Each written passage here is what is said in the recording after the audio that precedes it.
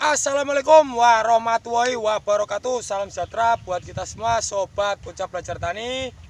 Kembali lagi kita update tentang tanaman bawang merah milik bocah belajar tani yang saat ini sudah usia, berarti Kamis, Jumat, Sabtu, Minggu 4 HST lur.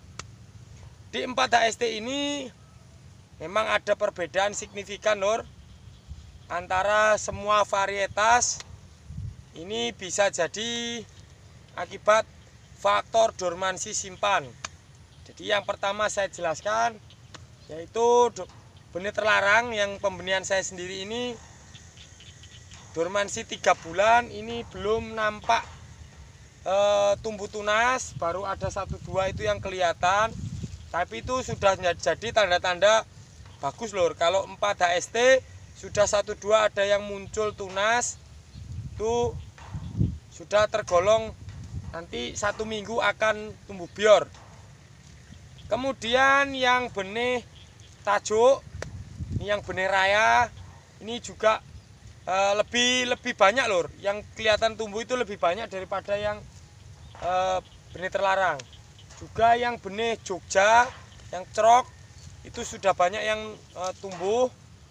Kalau yang untuk bauji hampir keseluruhan sudah keluar, walaupun baru setengah senti tapi sudah hampir seluruhnya nampak. Dan untuk yang benih biru batu ini juga sama seperti yang punya saya, itu baru ada 1-2. Hari ini saya akan jelaskan tentang tata cara perawatan setelah ditanam pada bawang merah. Yang pertama lur, tentang penggunaan dekomposer. Jadi dekomposer ini buat teman-teman viewer, ini saya jelaskan sedikit tentang dekomposer karena ada yang sedikit salah paham. Dekomposer itu memang kandungannya mikrobakteria baik atau jamur antagonis. Dia itu jamur pengurai. Jadi dia mengurai dari sisa-sisa tumbuhan yang sudah mati, bukan yang hidup, yang sudah mati. Itu kenapa dicampurkan dengan herbisida. 1, menghemat waktu kerja. Yang kedua, menghemat tenaga. Dan dekomposer itu tidak semuanya sama, punya sifat masing-masing sesuai pabrikannya. Contohnya EM4 itu tidak ada anjuran dari produk untuk dicampur herbisida. Jadi kemungkinan itu tidak bisa, atau kemungkinan akan mengakibatkan si mikrobakterianya ini bisa mati. Kemudian yang menggunakan M21, karena dalam produk atau pada produk M21 itu oleh pabrikan dicantumkan bahwasannya satu-satunya dekomposer yang bisa dimix dengan herbisida. Jadi aman untuk mikrobakterianya. Jadi tidak sia-sia, tidak mati. Itu lur. Kemudian metode selanjutnya adalah metode penyiraman. Ini semalam ini hujan lebat, tapi jika tanaman itu belum tumbuh 100% untuk tingkat pertumbuhan tunasnya, lebih baik kita siram jika tidak terjadi hujan atau ada jeda hujan. Seperti kemarin hujan lebat dan sekarang kondisinya itu permukaan tanah kering. Jadi itu wajib kita siram. 1 lur, tujuannya agar si tanah itu tetap lembab, temperaturnya tidak terlalu panas, sehingga dia itu merangsang pertumbuhan tunas. Yang pertama. Yang kedua, jika tunas itu tumbuh, maka dia itu mudah untuk nembus ke permukaan tanah, karena Tanah yang setiap hari kita siram, jika itu panas kemudian kering atasnya, itu biasanya keras. Kalau bahasa orang sini ngintip. Itu jika terdorong oleh tunas, dia itu kurang cepat atau terhalang.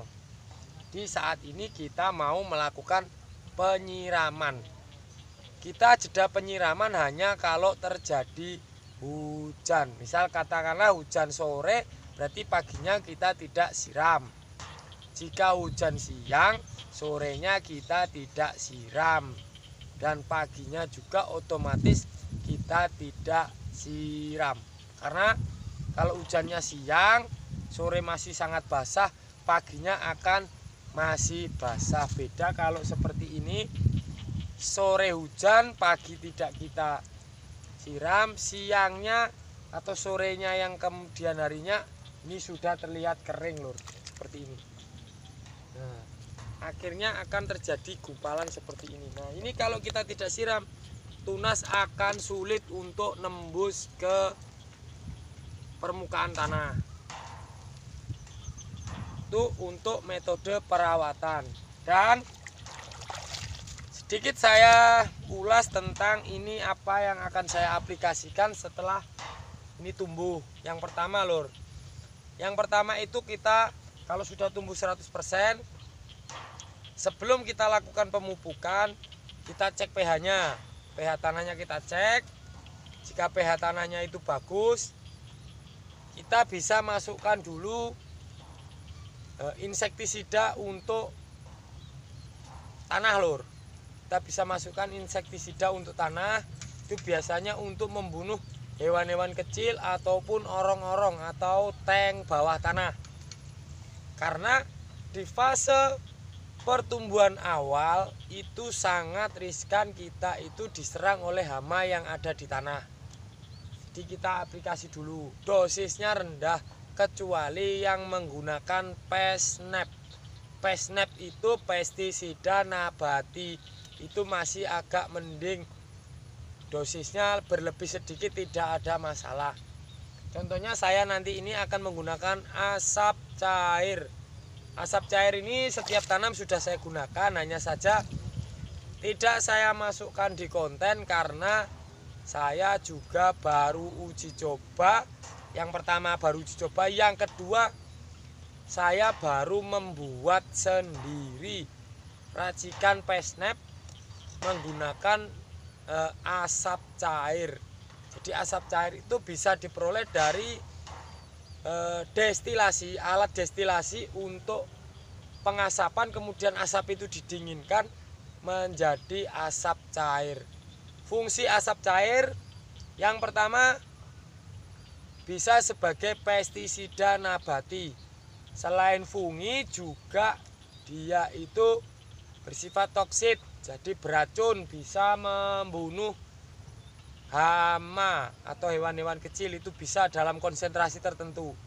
Yang kedua, dia juga terkandung beberapa unsur yang bisa terserap oleh tanaman yang bisa membuat tanaman itu subur.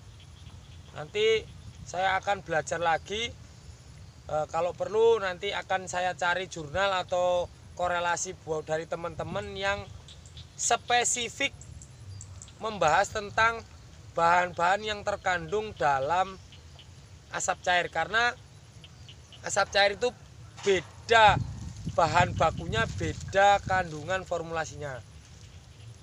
Dari mulai menggunakan batok kelapa, dari kayu-kayu kering, atau dari jerami, bisa dari sekam, itu beda-beda loh.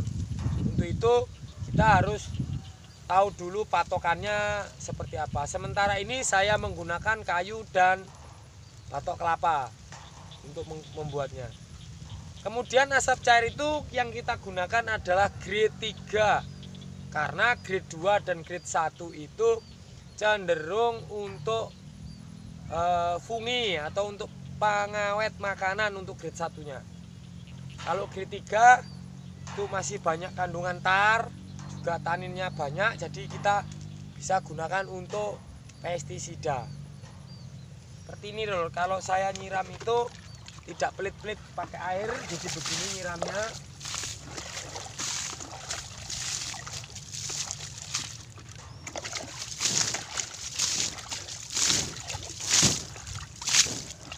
Kita basahin lur, jadi sebisa mungkin sampai tanahnya basah.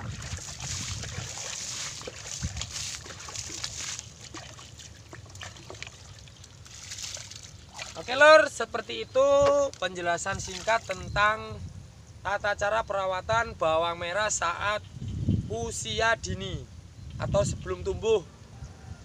Jadi masih prematur sekali lur. Oke, terima kasih karena video ini tidak saya kayak edit, jadi akan langsung saya unggah apa adanya. No edit-edit. Menurut suhu saya, konten kreator yang masih ngedit itu konten kreator kuno, seperti itu lur. Oke, terima kasih. Saya akhiri. Wassalamualaikum warahmatullahi wabarakatuh.